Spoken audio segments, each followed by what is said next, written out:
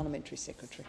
Thank you, Madam Deputy Speaker. Next month, on the 24th of April, there will be an extra layer of sadness for Armenian Australians as they gather to remember the shocking events of nearly a century ago, events that continue to leave an indelible scar.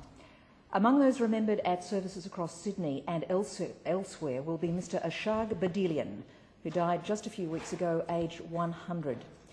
Mr Badelian's recent funeral service in Chatswood attracted condolences from Armenians around the world. He was one of the Australian Armenian community's oldest survivors of the massacres carried out under the collapsing Ottoman Empire from 1915 right through until the 1920s. During World War I, the Allied powers of Britain, France and Russia jointly issued a statement whereby they held the Turkish and Kurdish populations of Armenia to be responsible.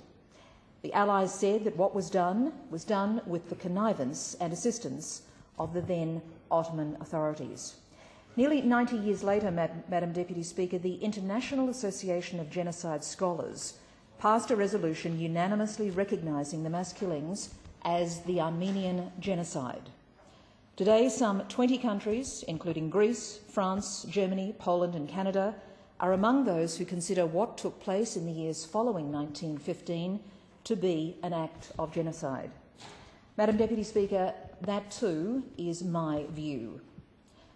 Turkey, for its part, has always maintained there was no will to exterminate a whole population, that what happened was the consequence of war and invasion. For its part, the Australian Government has encouraged both Turkey and Armenia to continue progress on the normalisation of relations and on the establishment of a commission to investigate the events of 1915. Free and open discussion on this issue is important.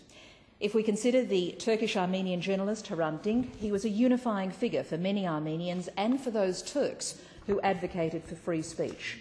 His funeral attracted as many as 200,000 mourners. As Dink always said, I will speak for the majority as we start a new century. The majority of people want good relations between Turkey and Armenia. Madam Deputy Speaker, that's why I rose in this place last year and welcomed the protocols that have been signed between Turkey and Armenia. I know there are misgivings about these protocols among the Armenian diaspora, many of whom live in my electorate, but the protocols, Madam Deputy Speaker, represent a start. I also recognise this is a difficult issue for Turkey. Nonetheless, to face the future, we must accept what has happened in the past.